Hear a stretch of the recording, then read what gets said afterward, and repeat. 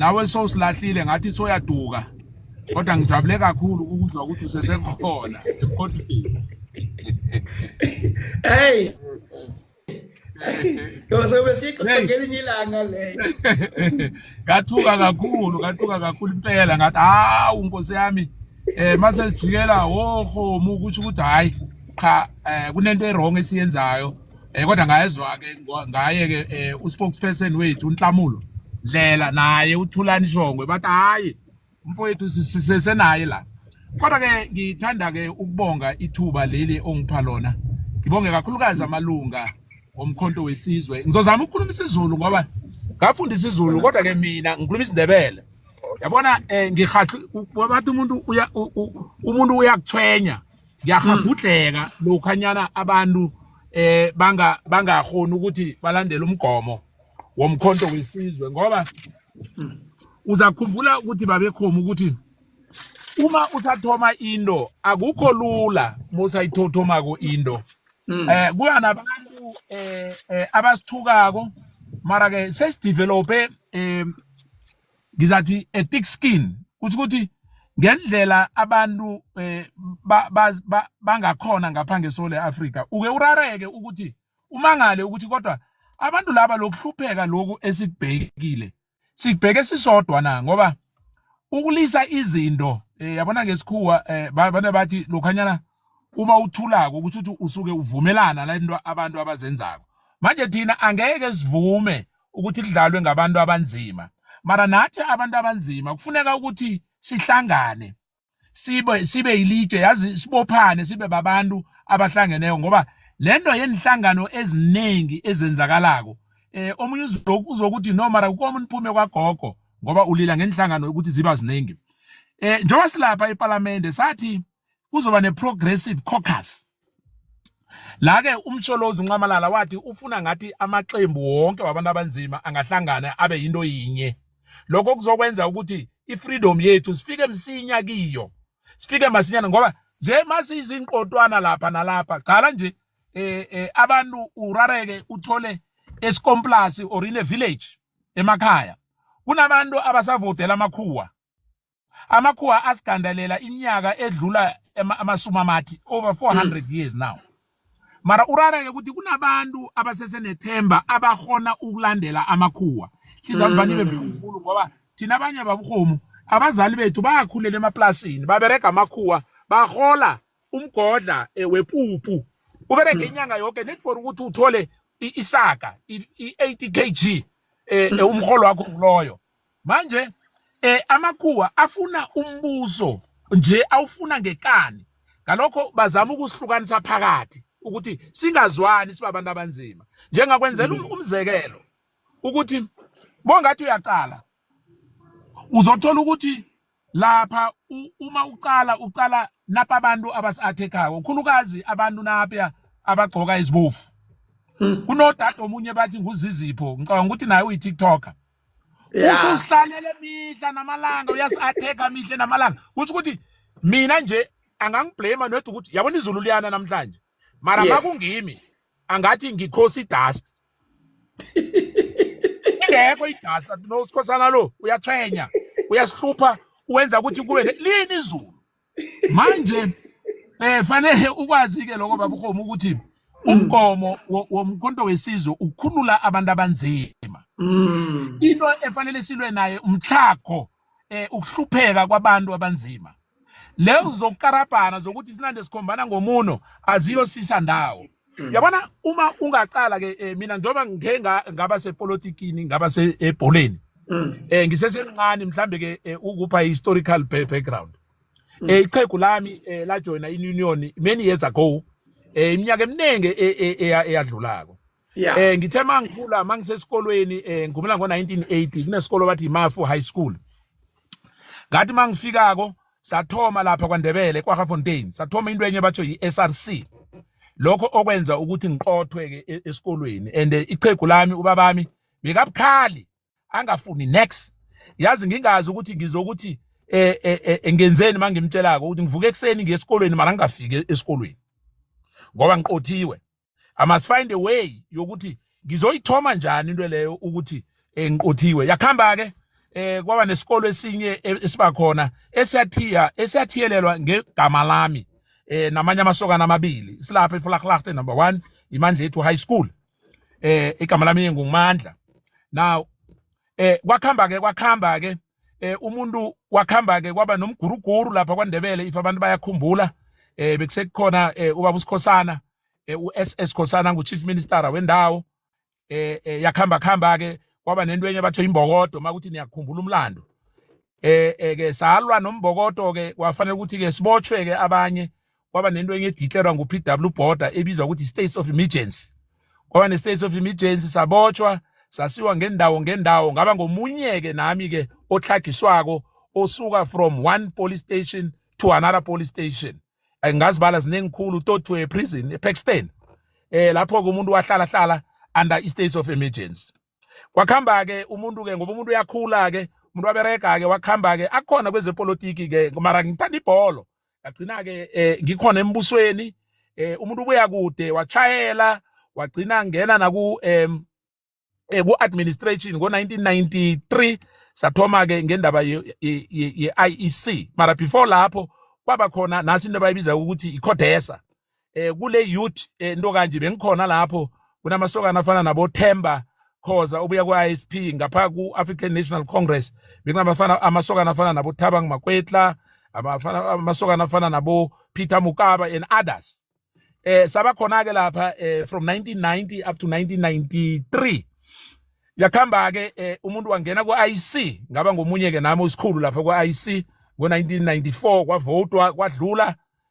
then ngabuyela embusweni ke ngabe sembusweni weMpumalanga up to ngo-1998 ngasuka ngo-1998 ngaragela phambili ke ngachinga ebholeni ngahlala ebholeni iminyaka eminenganyana toti ke ngabuya njengoba nje sekubuya nasi ihlangano umkhonto wesizwe bengikhona lapha kwaGogo mara ke into engayitsho ukuthi njengoba ke sesilasi khona siyazi kwaGogo ukuthi bebe kunjani akunento esingayaziko yakwaGogo kwaGogo sihleli iminyaka sibona sizama ukubonisana ukuthi ngathi asakhambi ngendlela leya besicabanga ngayo ichegwela uHolihlahla Nelson Mandela nabanye abaholi abe basisa kiyo sesizenzela into yethu nje sesithengisiwe singabuyela ku CR17 ngoba kunoma umunye owazama ukusibonisa ngeSouth African Reserve Bank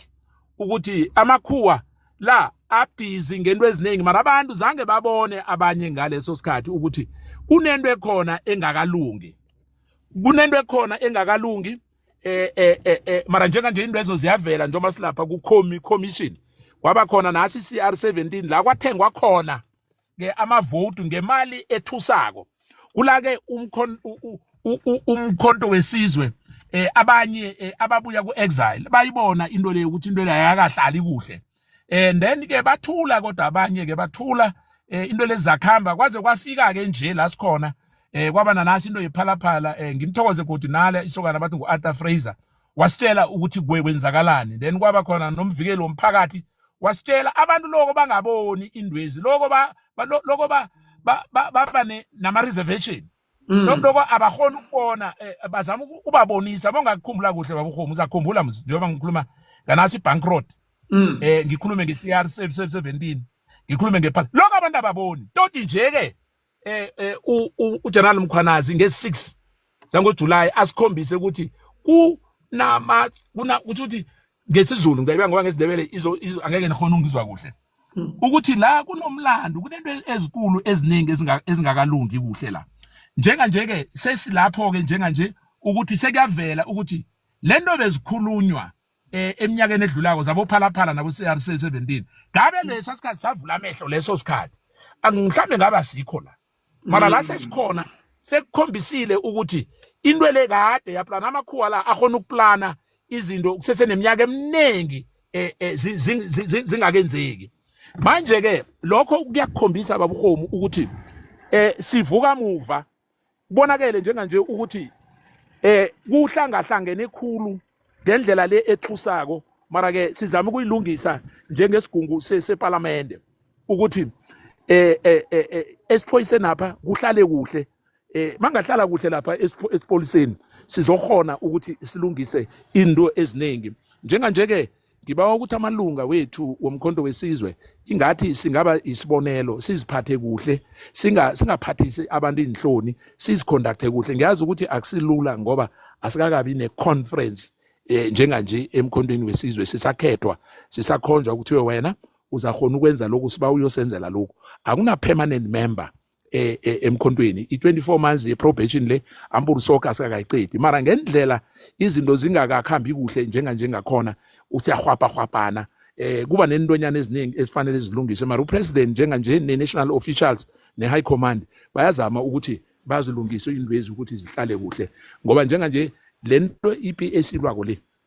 akusipi encane amakhuwa la ahlangene ayahlanganisa azama ukuthi umkhonto wayezwa musi uJohn Steenhuisen makaya phetsheya no president sahlewulwa lapho sakhulunywa kumbi babhomu bathiwa umkhonto wesizwe umuntu uvinjwe ngoba ingiyo inhlangano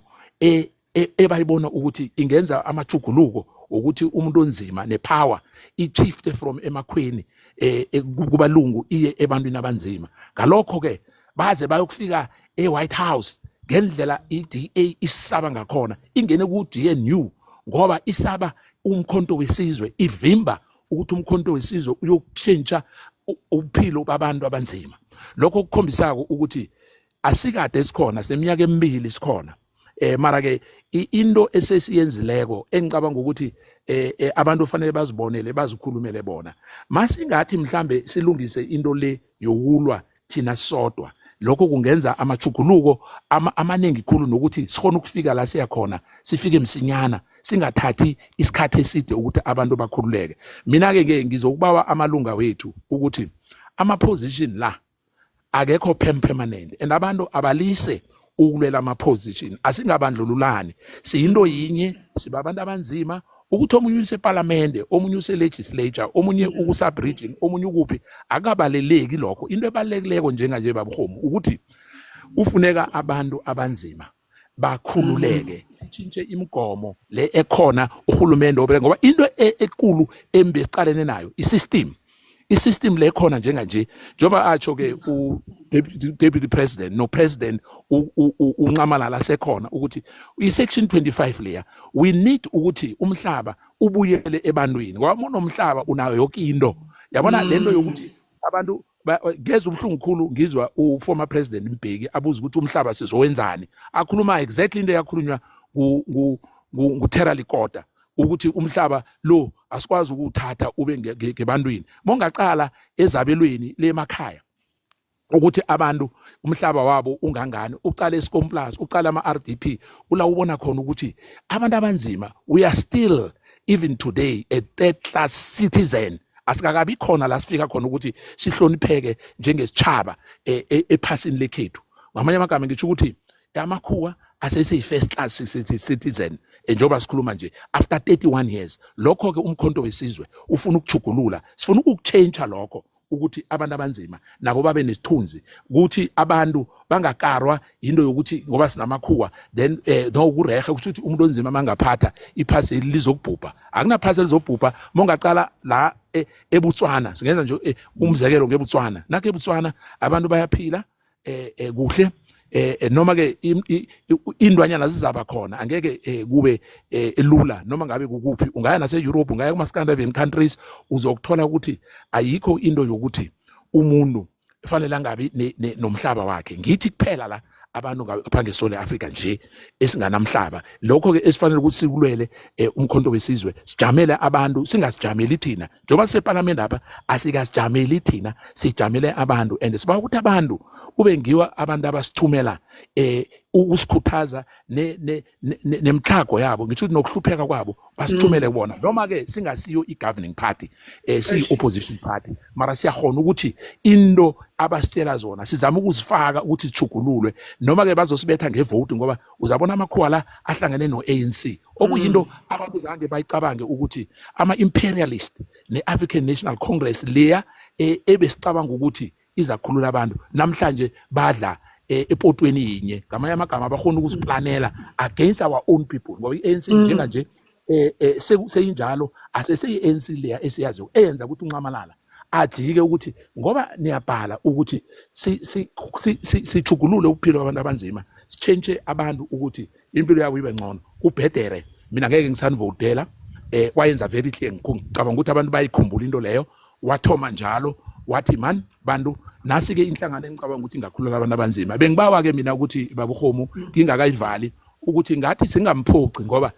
ichegweli sekamkhulu uNcamalala usenzele into efanele ukuthi siyiprotect thina njengabantu abanzima ezokhona ukujugulula uphilo babantwana bethu, inzukulu nenzukulwane, ukuthi bathi man njengoba laba basithengisile nje, ngoba iANC ifanele sibeke very very clear, ANC yasithengisa izwana namakhuwa, anginento enye abazoyenza njenganje bababambe ngobhongwana, ukuthi bababambe entanyeni la ngobhongwana, abakhona ukwenza next. iANC njenganje ilalela iDA is in charge lapha eParliament, iANC siyalandela ngoba ke bazama ukuthi umbuso ungabaphunyukeli, ngoba into befanele bayenze, befanele beze kuthina sikhulumisane njengabantu abanzima ukuthi sichange kanjani uphilo babantu abanzima. Ngalokho babuhomu ngizakulalela ukuthi ke abanye abalandeli bathini. Hey, siyabonga kakhulu uSikhosana nje, sibonga nje kakhulu umhabulo nisihambisa Skopa. Mongakukhumbula kahle kukhona ikomiti engihlahlala kiyo bayibiza iskopa. Amakhuwa la njengoba ngike ngatsho ukuthi abelungu abasihloniphi ngoba benziwa ngabanye abantu bekhethu, abantu basebekhaya abanye babahlonipha ukudlula bayabasaba. So lapha kuthina sithi njengoba yakhuluma umlingano wami uNomvalo ukuthi we siyathaya ukuthi sibe ne decorum, si respect senzeni, mara kodwa khona la kufika khona isikhathi fanele sibakhumbuze ukuthi we are not a run of a mill. Asiba abantu nje ukuthi uzase usibethe ngamatshe sithule sithi ngesikhethu ke angasi indebelo yasazi, asibo madzela ukuthi bathi bhambalala ikhuwa lekubethe wena ungenzi next. Sidlulile thina lapho bebayenza bobaba leyo, njenganje thina siyakhona ukuthi uma umuntu simbona ukuthi akenzi izona sikhona ukuziphendulela ukuthi awa leyo na angeke sivumelane nayo, ngoba amakhuwa ukukutshela iqiniso babukhomu ukuthi abanye basese nento leya yakade yokuthi umuntu onzima ngeke bavuke basihlonipha, basaphethe lento yabo bamkhulu wabo yabomkhulu babo yokuhlagisa umuntu onzima. Mara ke nathi abantu abanzima funeka sihlangane, singabavumela ukuthi benze into le abafuna ukuyenza. Into nje engithwenya kakhulu ukuthi unabantu abangakaboni ukuthi amakhuwa la asafuna ukugandalela umuntu onzima, basaphethe into leya ihliziyo yabo lembi yokuthi umuntu wala eSouth Africa, ngoba bona khumbula ukuthi ama dissident waka Jan van Riebeeck, amakhuwa akusizwe labo leli esikilo leli, izwe labo umuntu onzima leli esikilo. Mara ke sebenze ukuthi kwangathi izwe lingelabo, kwangathi nafanele sibarabhele, ngathi fanele sicele ukuthi sihlalisane nabo, ngabe ngibo njengemvakathi abafanele basibawe ukuthi bafuna ukuhlala nathi, not vice versa. Mara bona ngendlela abayenza ngakhona, ngoba ke imali le ingakibo, njengoba ngeke ngakhuluma ngeSouth African Reserve Bank ukuthi babhala nokubhadala imali leya, umbuso lo ekhaya ijudiciary yavumelana nabo nombuso. Mongakhumbula kwaba nabo minister abakhambako abayokujamela ibankrupt ekuyiABSA namhlanje ukuthi ingayibhadali imali leya abayebe embusweni. Lokho okukhombisako ukuthi nathi